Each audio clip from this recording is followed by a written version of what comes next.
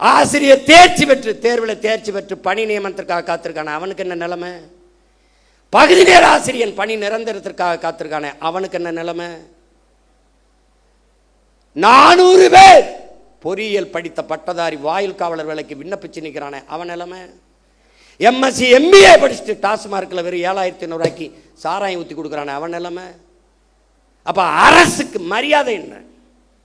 அரசுனா என்ன? அதுக்கு என்ன மரியாதை இருக்கு? அப்ப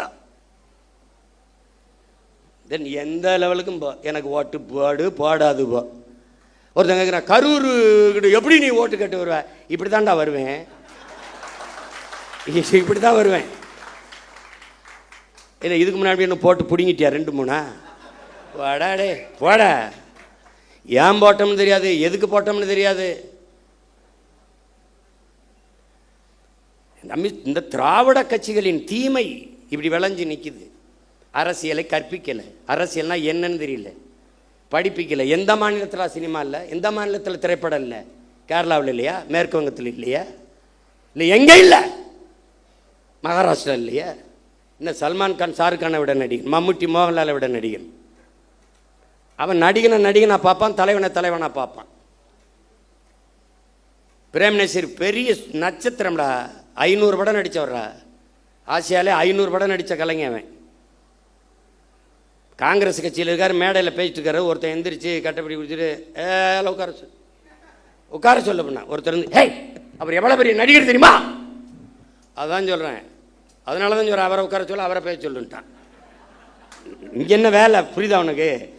அவர் பெரிய நடிகர், அதனால தான் சொல்கிறேன், அவரை இருக்க சொல்லி இவரை பேச சொல்லுன்ட்டான். இப்போ இங்கே எங்கே ஆரம்பித்தாங்க தெரியுமில்ல? பள்ளி கல்லூரிகளில் அரசியல் பேசக்கூடாதுன்னு தடையை போட்டவன் சினிமாவை பேசக்கூடாதுன்னு தடையை போடல. இறை வழிபாட்டை விமர்சித்த இவர்கள் திரை வழிபாட்டை போற்றிவிட்டார்கள். கடவுளை விமர்சித்த இவர்கள் கதாநாயக வழிபாட்டை போற்றிவிட்டார்கள். அதான் சிக்கல். இப்போ வந்தே மனோலாம் முதல் படத்தில் நடிக்கும் போது நாடால வந்த மகராசா பாட்டு போடுறான். இப்போ அடுத்து ஒவ்வொருத்தனா கிளம்பி வருவான்ல. இப்போ தான் நம்ம ஐயனார் அருவா, கற்பனை சாமி அருவாலாம் நமக்கு தேவைப்படுது. அதுக்குள்ளே ஏதாவது ஓட்டை போட்டு நாட்டை காப்பாற்ற பார்க்கணும், வேலையை பார்க்கணும். நம்ம ஒரு உயர்ந்த கனவை கொண்டு நிற்கிறோம் என் உடன் பிறந்தார்களே. இந்த கட்சி சும்மா மற்ற கட்சி மாதிரி கட்சியில் வருவான் போவான் நிற்பான், எதிர்பார்ப்பு ஒன்று இருக்கும், வருவான், அது நிறைவேறலைன்னா போவான். இங்கே ஒன்றை கவனிச்சுக்க, நீ ஒன்று விழுந்தால் 9 எழுவும். இது உணர்ச்சி பாவலருடைய கருத்து. ஆனால் இன்று நிலைமை ஒன்று விழுந்தால் 100 ஓர் 1000 எழுவும். அதுதான் நாங்கள் வெட்டி வீழ்த்தப்பட்ட மரத்தின் வேரில் இருந்து மொத்தமாக தலைக்கும் தளிர் போல துளிர்த்து எழுவும். அதுதான் தமிழ் தேசிய அரசியல். தமிழ் தேசியம் என்றால் என் மொழி, என் கலை, என் இலக்கியம், என் பண்பாடு, என் வழிபாடு, என் தொன்று தொட்ட வேளாண்மை, என் காட்டு வளம், என் கனிம வளம், என் நீர் வளம், நிலவளம், மலை வளம், மணல் வளம், மண் வளம், எல்லாவற்றையும் காப்பது, எல்லாவற்றையும் காப்பது. பெண்களுக்கான சம உரிமை, சம வாய்ப்பு, தொழில் வளர்ச்சி, பொருளாதார மேம்பாடு, இது எல்லாத்திற்கும் ஒரு அரசியல் இருக்கு. தமிழ் தேசியம் என்பது ஒரு பெரும் அடையாளம், ஒரு தேசிய இனத்தின் பெரும் அரண். அது ஒரு கட்சி அதுக்கு வச்சிருக்க தமிழ் தேசியம் தமிழ் தேசியம் நினைச்சுக்கிட்டு கூடாது. இது ஒரு காப்பு அரண். இது ஒரு வேற்றுக்கிரக சொல் மாதிரி தமிழ் தேசியம் பேசுகிறார்கள். இது பாசிசம், இனவெறி, இனவெறி என்று சொல்வான். நாம் பேசுறது இன உரிமை அரசியல். அதை எவன் எதிர்க்கிறானோ அவன் தான் இனவெறி அரசியல் பண்ணுறான். நாம் பேசுறது இன உரிமை, இன உரிமை அரசியல். இல்லைன்னா 151 இடத்துல மருத்துவ படிப்பில் மேல் படிப்புக்கு இருக்கிற 151 இடத்த பறி கொடுத்துட்டு இந்த அரசு நிற்கிது. நமக்கு அறிக்கை கொடுத்தா அதுக்கு நம்மளை திட்டுது. அப்போ எப்படி? அது எங்கள் ஐயா பொதுச்செயலாளர் சொல்கிற மாதிரி இந்த மேடையை அரசியலுக்கு இதுக்கான மேடை அல்ல, அதுக்கு இன்னும் காலம் இருக்கு.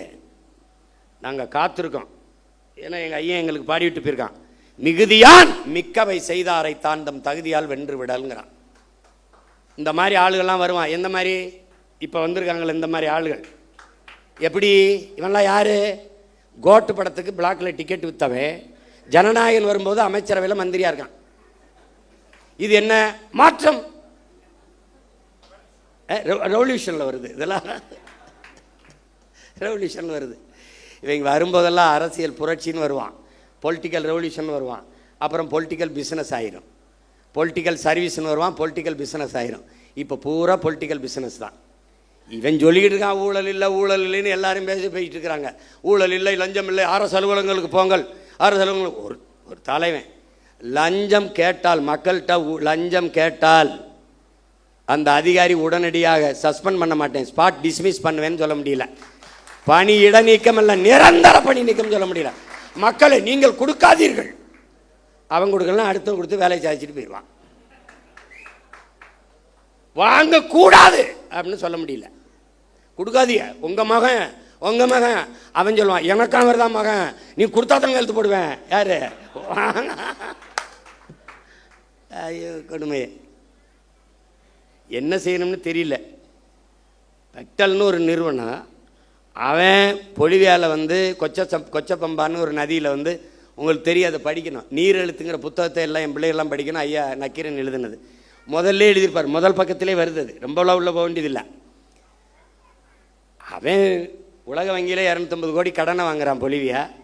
அந்த கடனுக்கு ஈடாக வந்து அந்த கொச்சப்பம்பா நதி எந்தவன்ட்ட கொடுன்னு ஒரு முதலாளியை கை காட்டுறான். அவன் தான் பெக்டல் நிறுவனம். அவன் பிரான்ஸ்காரன்.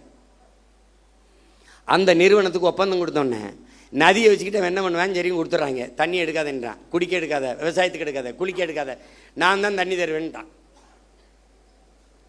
அப்புறமா போராட்டம் வெடிக்குது. ஐயோ பிரச்சனைன்னு அரசு கையெழுத்து போட்டு கொடுத்துருச்சா, ஒன்றும் செய்ய முடியல, முழிக்குது. அப்போ வங்கியில் பணி செஞ்ச ஒருத்தன் பதவியை விலகிட்டு வந்து பதவி மக்களை திரட்டி போராட ஆரம்பிக்கிறான். பல பேரை சுட்டு கொண்டு தூத்துக்குடி துப்பாக்கி சூடு மாதிரி பெரிய கலவரமான பிறகு அடித்து விரட்டுறாங்க. அங்கேருந்து தப்பிச்சு ஓடி வரான். யார்? இந்த பெக்டல். ஓடி வந்து கடைசியாக எங்கே இறங்கிடுறான்? தமிழ்நாட்டில் கோயம்புத்தூர் பஸ் ஸ்டாண்டில் இறங்கிடுறான். அங்கே என்ன பண்ணுறான்? அவன் பேர் என்னப்பா? சூயஸ். மார்வேடத்தில் இவர் போகிறாரில்ல, அது மாதிரி அவன் ஒரு மார்வேடத்தில் சூயஸ்ன்னு வந்து இறங்கிடுறான். அதுக்கு 3150 கோடிக்கு ஒப்பந்தம் கொடுத்து, யாருக்கு? பிரான்ஸ்காரன் சூயஸ் நிறுவனம் தமிழ்நாட்டு மக்களுக்கு தண்ணி கொடுக்கறதுக்கு இந்த அரசுக்கு 3150 கோடி கொடுத்துட்டு, நான் உங்கள் மக்களுக்கு தண்ணி கொடுக்குறேன். எங்கேருந்து? பவானியிலிருந்து. ஏன் நதியிலிருந்து தண்ணி எடுத்து என் மக்களுக்கு கொடுக்க அவன் எனக்கு காசு கொடுத்துட்டு எப்படி? அதை நம்ம போராடி நிறுத்தி வச்சுருந்தோம். அப்போவே கேள்வி கேட்டு சண்டை போட்டேன் நான். அதை பெருமையாக பேசுனது அம்மையார் ஜெயலலிதா, பெருமையாக பேசுனது அன்னைக்கு இருக்கிற அமைச்சர் ஐயா எஸ்பி வேலுமணி அவர்கள். நாம் கேள்வி கேட்டோம். அதை விட்டுட்டு தவிச்ச வாய்க்கு தன் சொந்த மக்களுக்கு தண்ணி எடுத்து கொடுக்குறத தவிர உங்கள் அரசுக்கு என்ன வேலைன்னு. இதுக்கு எதுக்கு இந்த பிரான்ஸ் கம்பெனிக்காரன் சூயஸ்? பதில் இல்லை.